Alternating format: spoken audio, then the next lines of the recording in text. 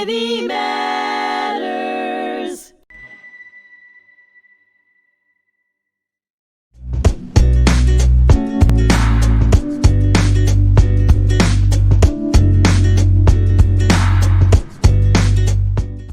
Hello, everyone. My name is Samantha Sosnik, and I am the host of this podcast, Putting the Brakes on Bullying, here at hmTV. And my podcast revolves around bullying, the grave negatives of it, and the things people can do to help. However, today I want to talk about when good people win in the end. My guests today have a story that will speak to incredible heartache, followed by amazing resilience, combined with a bittersweet gift of life.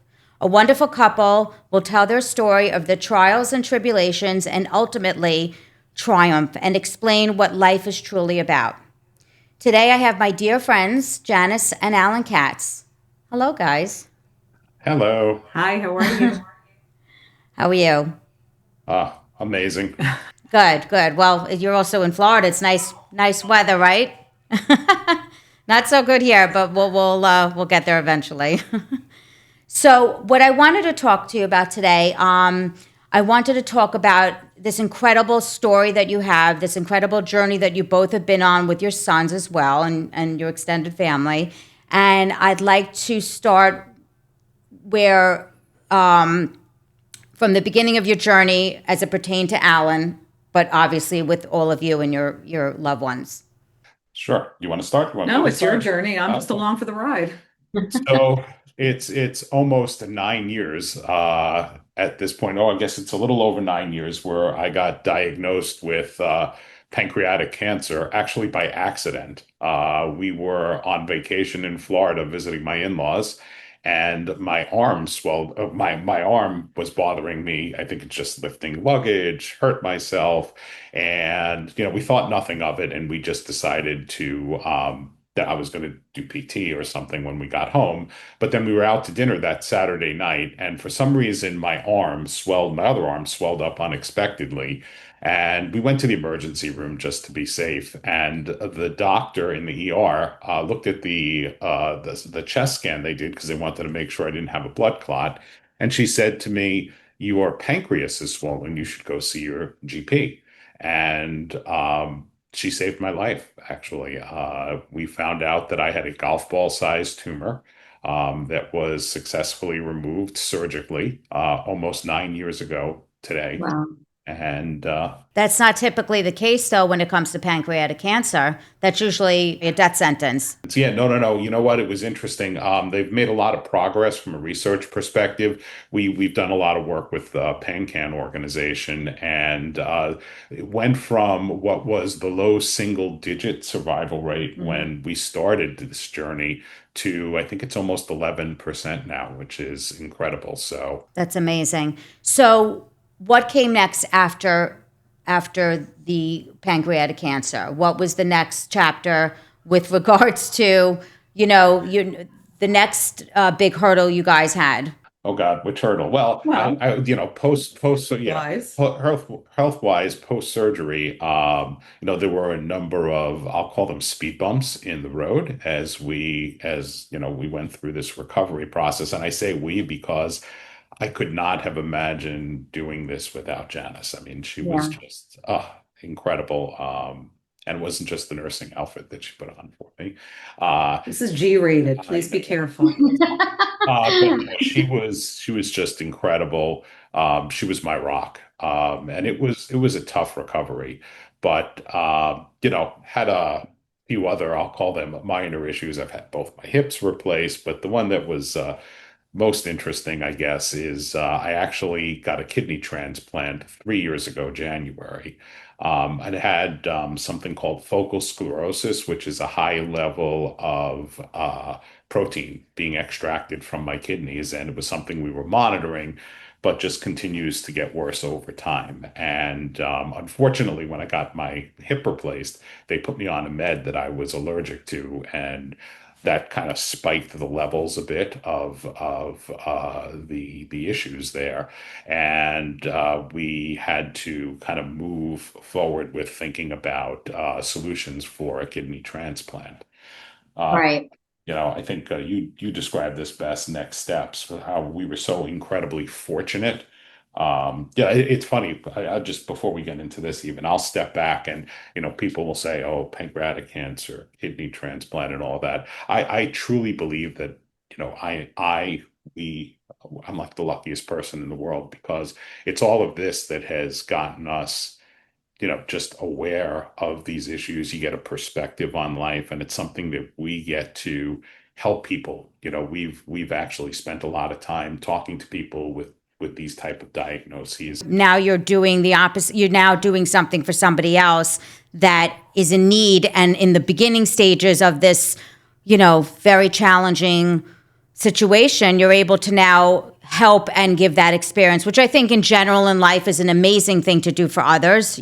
People go through, now the lighthouse in someone's dark journey, and it's very important because, I have the same thing with not health wise, but having a daughter with special needs, now that she's 21, I'm kind of like, sailing through now, but there's people that I see in my Facebook group that ask questions, and the questions that I see that are exactly what I was thinking about and exactly what I was so scared about and exactly what I had no knowledge of. And I'm able to now give back, which is a huge thing for me in general in my life. And I know that both of you, after Sean and I spending time with you and being with you, really, it's not been a long time, but it's been enough time to realize how wonderful you both are. Well, thank you. That's I mean, incredibly appreciated. Same. We feel the same about you guys. I wanted to ask you, if you don't mind, I just wanted to touch on the part with the kidney because the kidney transplant, which I and so many of us know was an incredible story. Could you tell us a little bit about that with how that came about and the miracle that happened? I'll try to be abridged, but there were so many parts to the story that are just little, I'll call them like mini miracles in a way, almost. So we found out in, I think, September of 22 that Allan was going to need a transplant. And we were at the point where he needed to be vetted and cleared to get on the transplant list. And we were mentally preparing ourselves for the high likelihood of him needing dialysis, which was, I think, at the point almost scarier than thinking about a kidney transplant because we are, well, we were in our mid 50s at the time, and we love to travel and we are active and We work, like being able to go to the office. so do that. dialysis just seemed like almost like a prison sentence in a way. We were tied to something that was going to change our lives. And yes, it was going to help him health wise, but the impact on other aspects of our lives were so frightening. So that happened in September. In November, we happened to be at a wedding with a bunch of friends, both from New Jersey and Florida. And a fairly new friend from Florida walked up to me and said, "You don't seem quite right, or what's going on?" And I said, "I really don't feel like talking about it, but the short answer is we just found out that Allan needs a kidney," and kind of left it alone.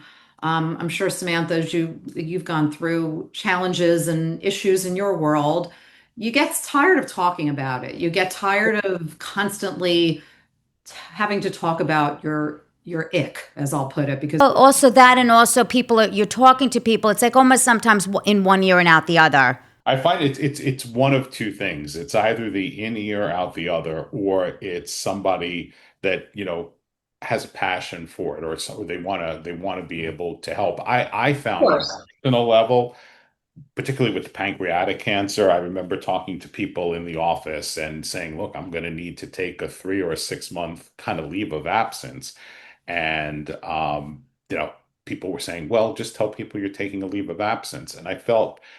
Part of it is talking about what was happening to me. That I found to be very therapeutic on a personal level. And cathartic, yes, definitely. Yeah, and it was also, I don't need to hide this. It's not something I did to myself. So I think being able to talk about that is just, for me, it was very therapeutic. But I interrupted your story. No. But that's actually interesting because I feel like for the most part, Allan and I are on the same page. I think when it comes to that, he was much more willing to talk about it. And for me, I felt more like I was preparing for battle without being overly dramatic. Yeah. And I felt like the more I talked about it, the more emotional I would get. And I couldn't be, in my mind, I couldn't be emotional. I had to focus on him and our two children going through yet another, what I'll call trauma in their lives, a trauma in my life after a couple of other things that had happened, deaths in our families, job losses. So this was kind of just something else that was coming along. And I am very much of a person who, while I am emotional and I do talk, when I'm in the middle of a crisis, I put my blinders on, take my glasses out of my hand, I Yeah. put my blinders on, I put my head down, Yeah. and I focus on what needs to get done. Yeah, all business. Yeah, all business. Let's Like, plan A, plan B, plan Correct. C, and we're both very similar in that aspect. yes, Yeah. but you, Alan, took the more emotional kind of because it was him. It was his health, and I think that might be part of it too. For me, I was more of the administration side of things. So anyhow, so that happened in November. We were going through a couple of variety of paths. We had a family member who was being tested to see if she was a match for Alan. I was being tested to see if I was a match, and then Yeah. we decided together Not do that. that I would not donate a kidney because we said, God forbid, one of our children needs a kidney someday, that I would want to be able to give them a kidney. Now, that's a very interesting conversation to have with a spouse. Sorry, you can't have my organ. I'm going to save it. Yeah. So, This was something I felt very strongly about. Yeah, no, I get it. I would be the same. I understand. I understand. it's a lot. And it's conversations that you don't know how to have them. And Right. this is never anything. Listen, bumps come up in marriages and marriages aren't easy, but these are certainly not the conversations I ever expected I'd be having in a marriage. Let's cut to January of 23. This friend who I had kind of off the cuff mentioned what was going on to a couple of months prior. She and her husband had a very dear friend who was at a dinner at a restaurant in Manhattan. 58-year-old, perfectly healthy man, went to the men's room, fell down a flight of stairs, ended up with a traumatic head injury, and ended up on life support in hospital. So she let us know what was going on. We said, "Oh my gosh, what can we do for you? That's horrific. You and your husband, a good friend. Let us know how we can be there for you. Is there anything we can do?" A couple of weeks later, this friend reached out to us like 100 times. She must have been calling us and texting us. In the span of about an hour. Yeah, and- Literally, and- both of us. yeah, and- we're sitting at a dinner. Yeah. Right. Yeah. And I was really on like emotional shutdown at this point because I was distraught. I was scared. I was angry, a whole host of emotions. And she finally reached out to us by text and said, "One of you has to call me now." So I remember we both got up, we stepped outside where we were eating. We called her and she said, "I just got an email from our friend's wife saying, we've decided to take him off of life support.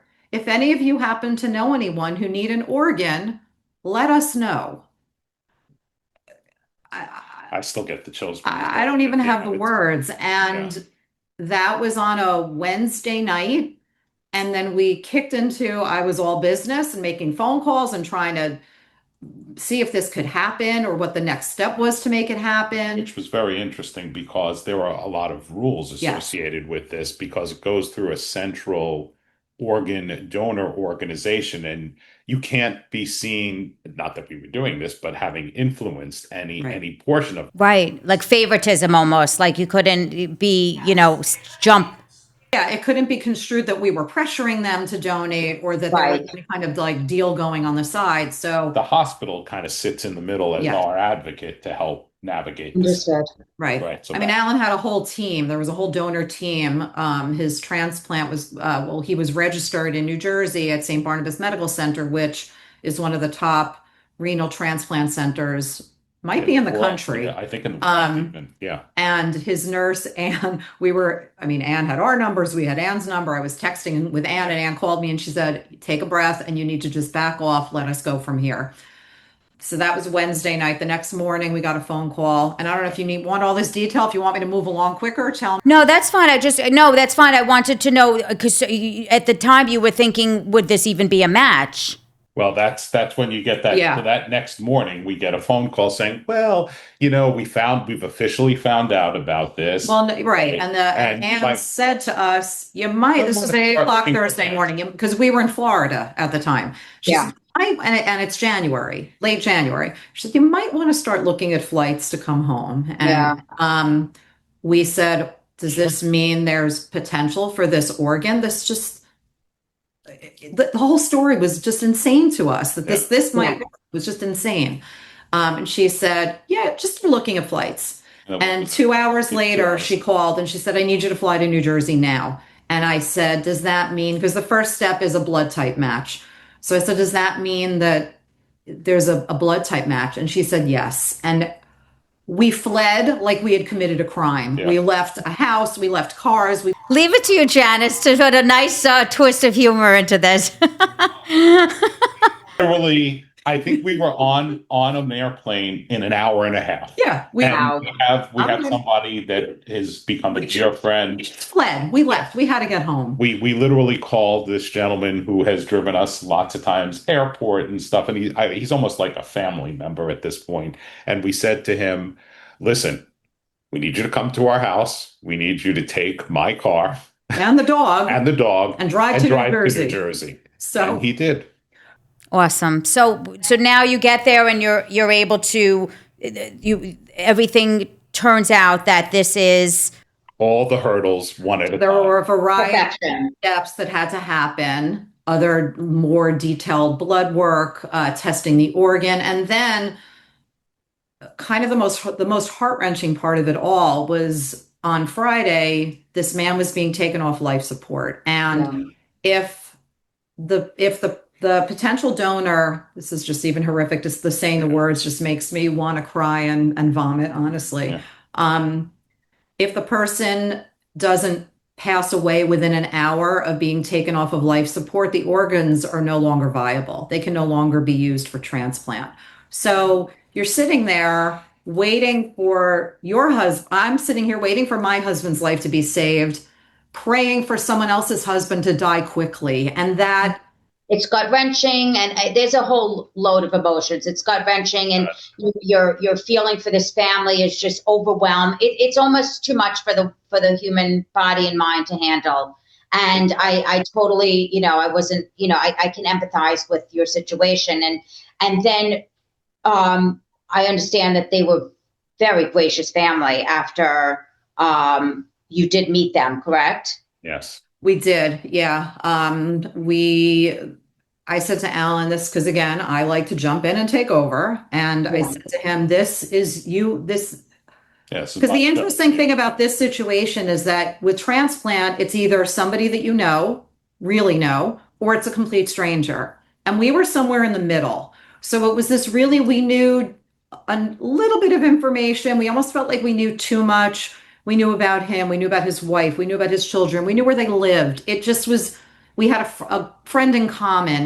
We had overlap just with some of our life in New Jersey. It was very overwhelming. Well, we have other friends whose children helped them out. Like there was so many much overlaps. overlap. I said to Allan, I need to step, like this has, if there's any contact to be made, his wife needs to reach out to you, and it has to be between the two of you, and I'll stay out of it. And she did reach out and tell about And there's an event that occurs at St. Patrick's Cathedral every year for donors and recipients. And most of the time it's anonymous and you don't know, but we made that to be our meeting place.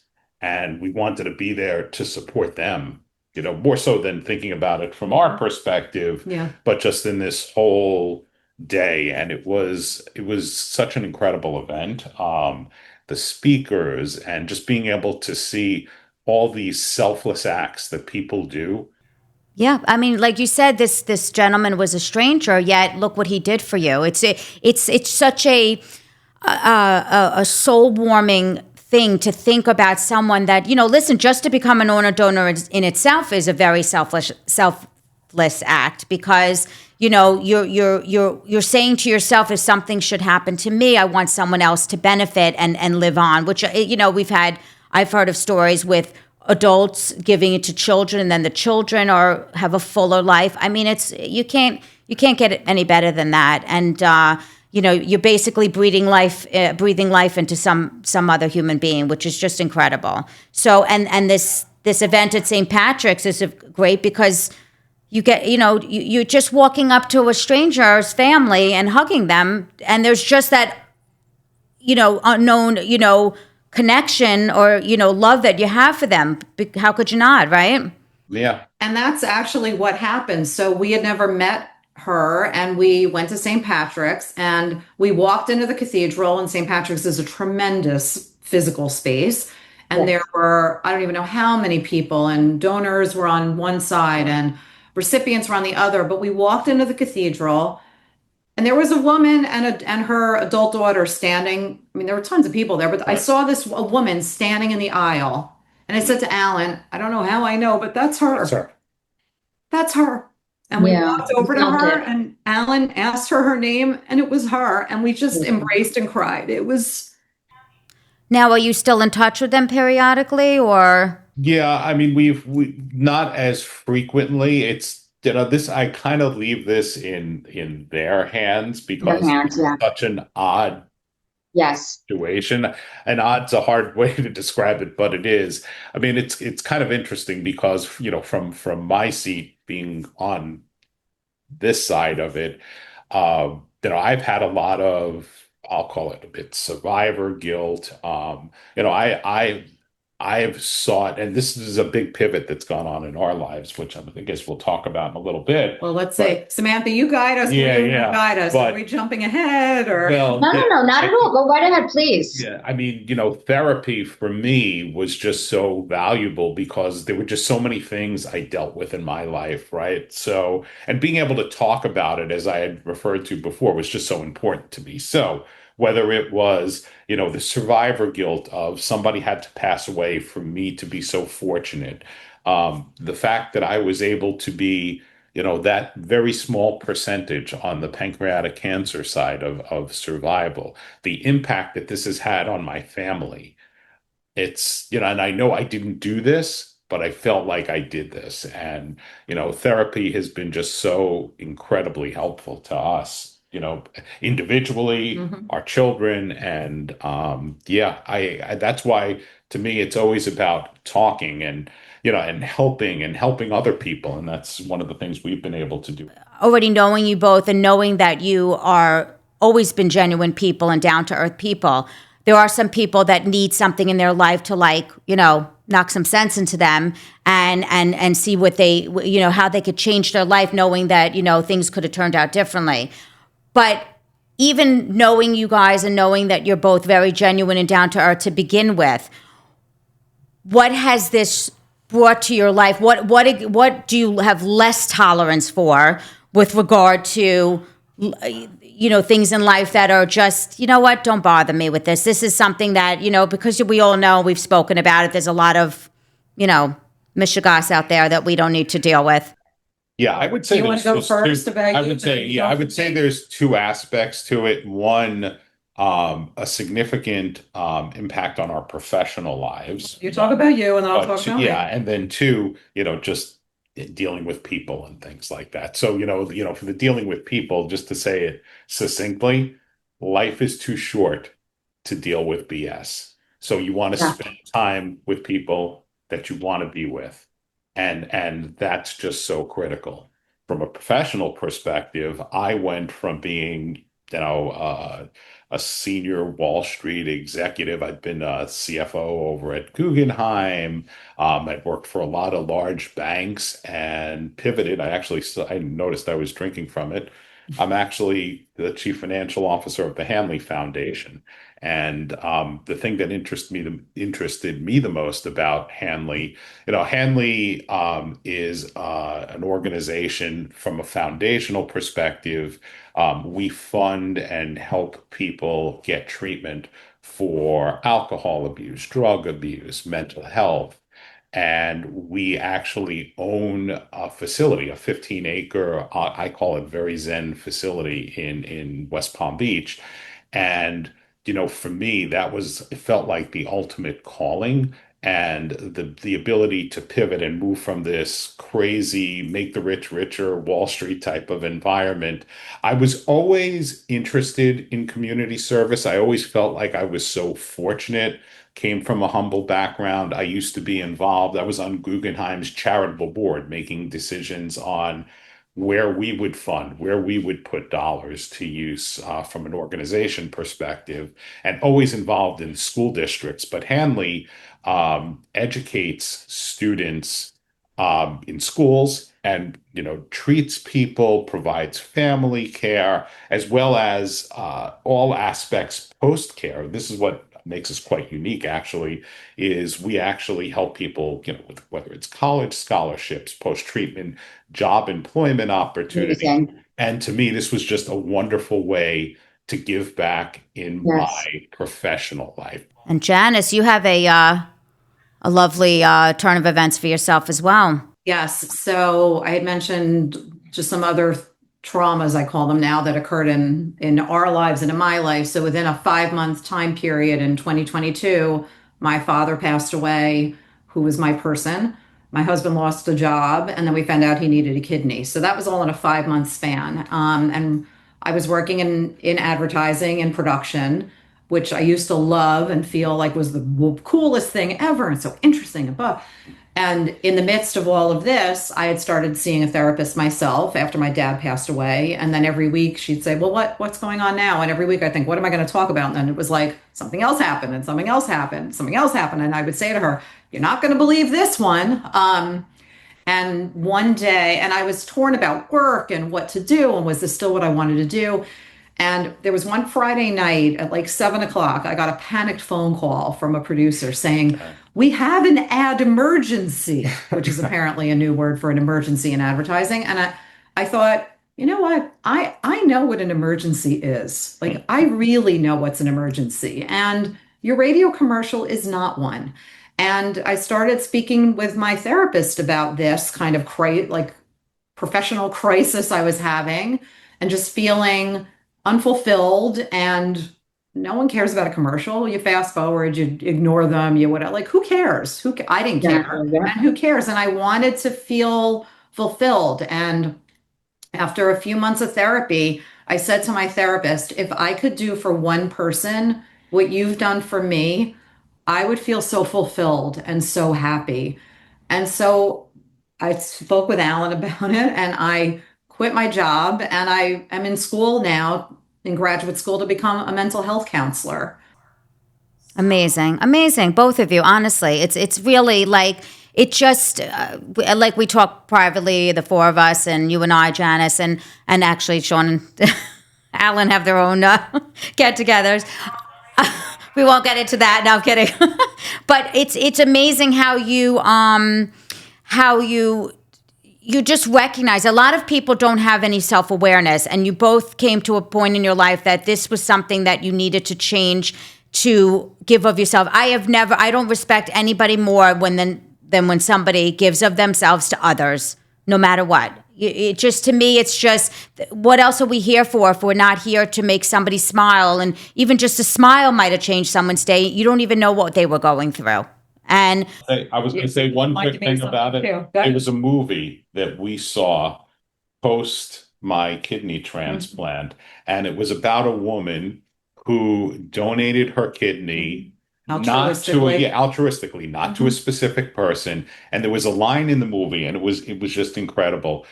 People would say, well, why are you doing this? And she said, why wouldn't I do this? Yeah. Exactly. I can help somebody. And Exactly. that's kind of almost like how we've structured our lives historically and now, right? Because I used to say the same thing when I would go into a classroom, whether it was high school seniors or kindergarten students, and teach or act as principal for a day in another program. I thought, if I could reach one student and help them, that was just such a home run. Amazing. Right? Because people, in particularly in impoverished areas, think, oh, well, I've either got to be a mega superstar basketball player, Right. or, I'm going to be a drug dealer. Well, no, it doesn't have to be that way, right? Yeah. So, And I think for me, Allan, I'll say dodging two bullets, which really could have gone in a completely different direction, the cancer and the transplant, you start to think, why am I being kept on this earth? Like, there's something that we don't know. There's some force out there, or someone pulling the strings a little bit. Why is selfishly, I'm happy he's here, but like in a grander kind of worldview, why me? Why is he still here? We feel like we're both here because there's something more we can be doing. And you're here, and what not, it wouldn't be as beautiful if time was wasted not doing something that would be a positive for someone else. That's just how I live my life as well. Well, guys, I really appreciate this. We love you, Sean, and I love you both very much. We're so happy that you guys are healthy and strong and moving forward. And we look forward to so many great times with you both. And I really appreciate your support and being on here telling your story. Well, Thank you. thank you for letting giving us. Yeah. this opportunity. It's very meaningful and special, and even more so because it's from you. So thank you. Thank you to my listening audience for my podcast and my guest, Allan and Janice Katz. And like we said, go out and do something kind for somebody else. Thank you.